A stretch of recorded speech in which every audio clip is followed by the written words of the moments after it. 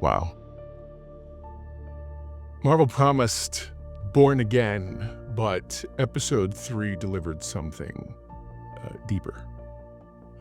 A powerful tribute to the White Tiger that hit me right at home. Como boricua nacido en Nueva York, sentí este episodio en el alma. La despedida con el canto del coquí y el sonido del mar fue más que emotiva. Fue nuestra cultura hablándonos directamente al corazón. Vamos a honrar a Gamal de los Reyes y explorar por qué este capítulo significa tanto para nuestra gente.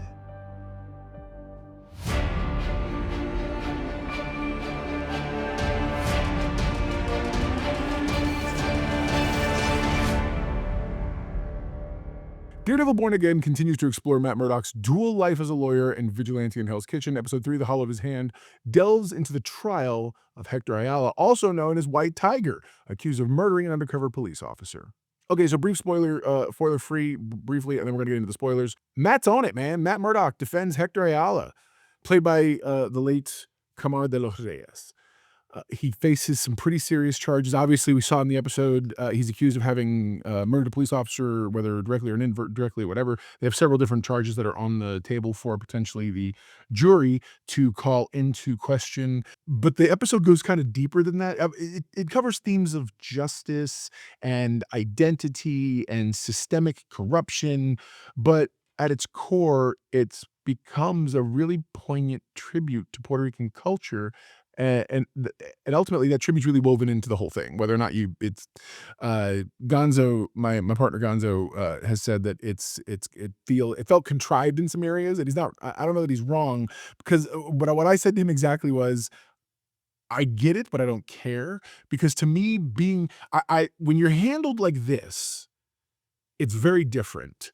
And we're talking a little bit more about those ideas at the very end. So stick around, because I really want to delve a little bit further into that, and that may not be your cup of tea, and that's fine. By the way, look down in the comments. You're more than welcome to find the time codes there for the discussion. Feel free to click it to any point you want about there, and we can have that talk.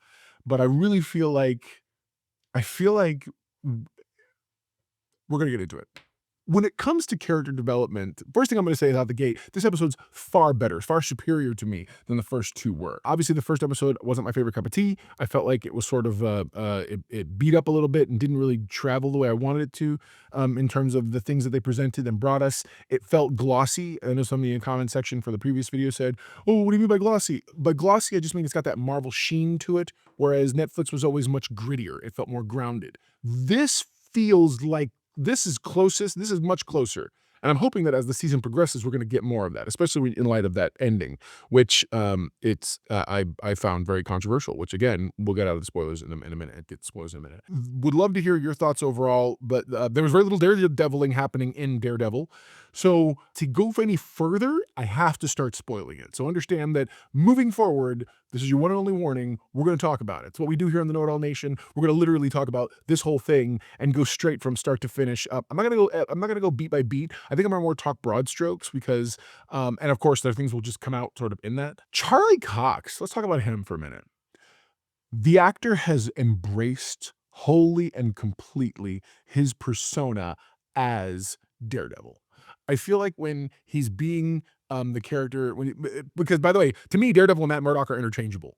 It's almost like Batman, Bruce Wayne. Batman is who he is. Bruce Wayne is his persona. I believe we're seeing more and more this leaning toward the idea that Matt is Daredevil, especially when earlier Hector says to him or talks to him, because again, spoilers, Matt's got to out him as White Tiger, mainly because at the end of last episode, they thought they had the witness. They bring the witness to court, and he's so intimidated. You have the entire galley full of police officers staring the man down as Matt's cueing is setting him up to literally say, no, the police officer who just testified is a liar. Dude's not going to go down like that. So he turns and decides not to talk. And as a result, Matt has no choice. Matt has to essentially out Hector. Has to. So he puts Hector on the stand, asks him about a bunch of questions and about the, why would you do this and that? How'd you help him? And he explains the whole situation. He explains it the way we saw it. And at that point, Matt's like, why would you do that? Why would you run toward danger? And he says, well, it's the right thing to do. That guy needed help. And he goes, well, I understand. It's not the first time you've helped people before, is it? And Hector's like, excuse me, what? And then he pulls the thing out, and the judge is so mad.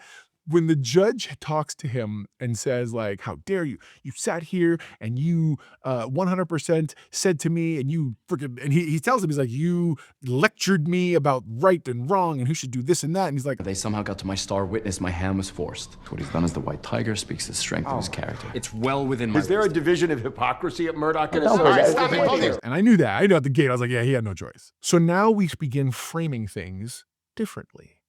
Matt has a conversation with Hector, and this is the moment for me where the episode began to shift from just being Daredevil and really being the story of not only White Tiger, but I believe firmly the legacy of Camar de los Reyes. It's funny, my family name is Reyes. Yes, Mr. Doral is not my actual name, but as a result, whenever I see Puerto Ricans put out there and I hear the name Reyes, I feel that connection to my own family, especially because it's a small world. So if you're Reyes in New York City, chances are you're related.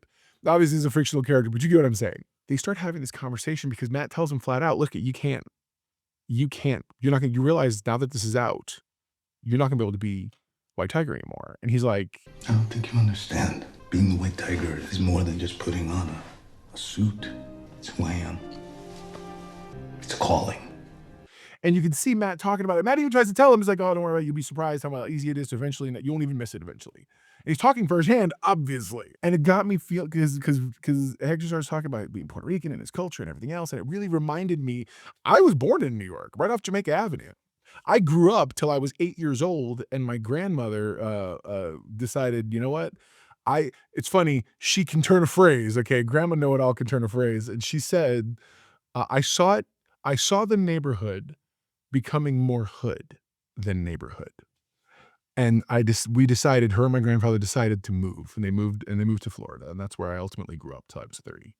Okay, and then I came back up here. Then I came here to Atlanta. When he tells the story of going to the bodega, this and that, and even the story of Puerto Rico and the coquí, it's wonderfully true and poignant. I was talking to Gonzo about it because I texted him immediately and said, "Oh my gosh, you have no idea. I am 100% like this. How did I not know there was a Puerto Rican hero?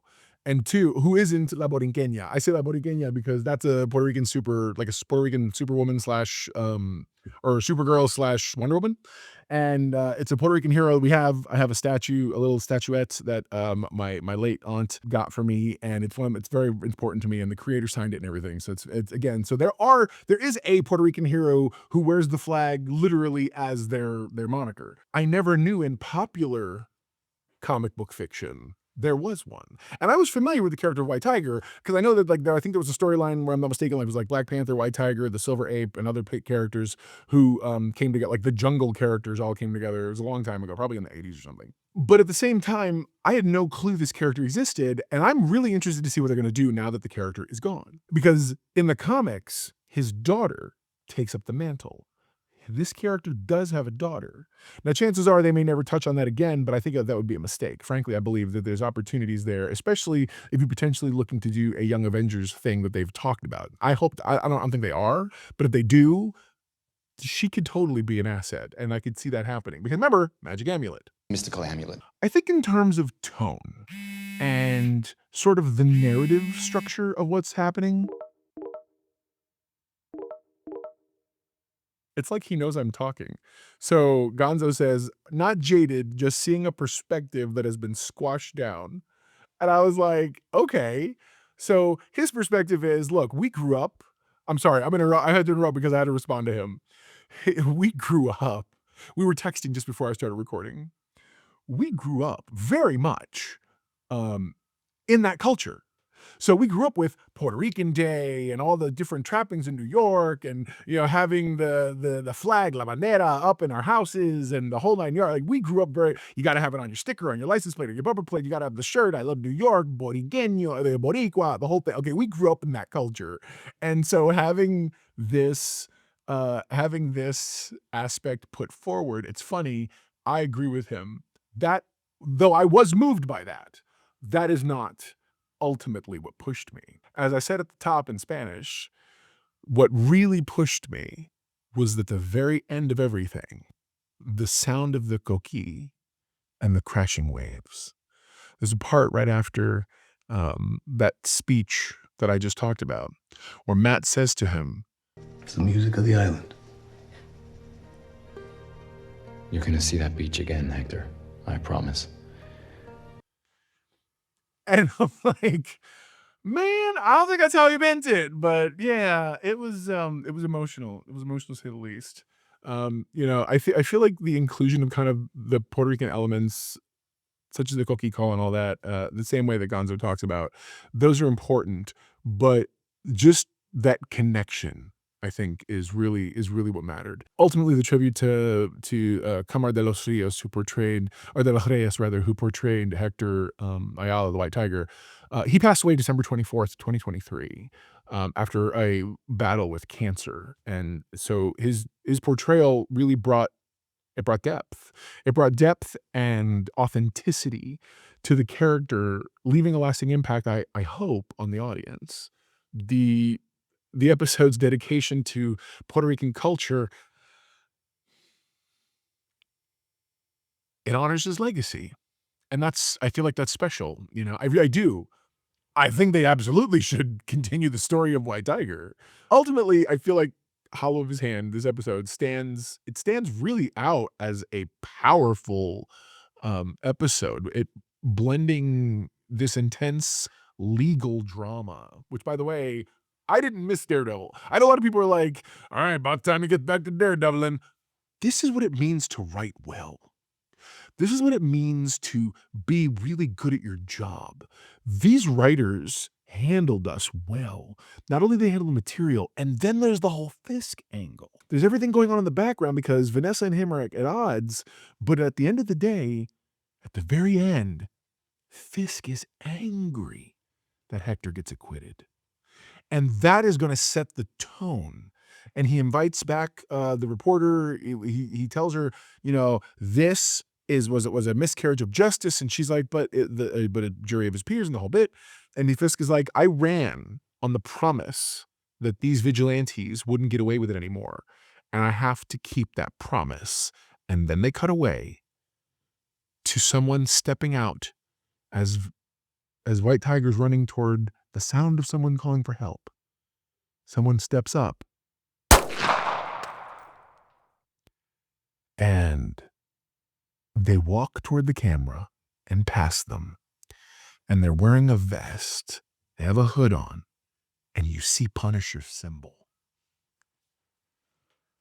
Look, I don't for 1 second believe that's Frank. Not at all. But they've built a compelling story and argument, and I can definitely see Frank and Matt going at it again. Because I feel like Matt's going to find out, because who he is. He's going to go out. This is going to be the inciting incident, I believe firmly, that's going to get him back in the suit, that's going to get him back being Daredevil, and we're going to see Daredeviling happening next week. I think that it's going to cause him to go hunting after, I'll make some predictions. He's going to go hunting after Frank because he's going to find out. Someone's going to say, I saw a guy, I saw this. I remember in the light of whatever, I saw a silhouette or something. And you're going to find out, he's going to be like, oh, it's him. And he's going to hunt him down. Because if you remember the trailers, he sees an overgrown Frank. So beard and all, so I guarantee it's not him, but we'll talk about that later. Anyways, yeah, so there you go. Now you know. And if knowing's half the battle, you're halfway to being know-it-all yourself. What is the know-it-all index for this episode? I saw it a 10 out of 10. But I believe Camar de los Reyes deserves a 9 out of 10.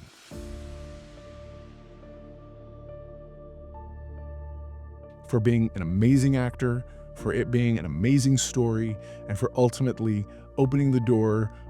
This is This is inclusivity I can get behind, because I am Puerto Rican, and White Tiger was my hero, at least now. And I'm gonna start doing my research.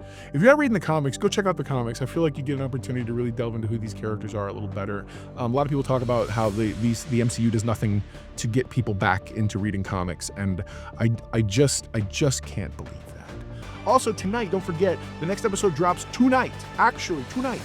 And then immediately after that, and then tomorrow at 2 o'clock Eastern, Gonzo and I are gonna go, and we're gonna premiere our very first Daredevil Born Again after show, where we're gonna talk about 30 minutes, just dive into what happened in the episode, and really get into some of those story beats. We might revisit this episode a tiny bit and see what was there or not. So, all right, guys, let me know what you think. Comment below, and we'll talk again very soon. Never forget, everyone loves a know-it-all.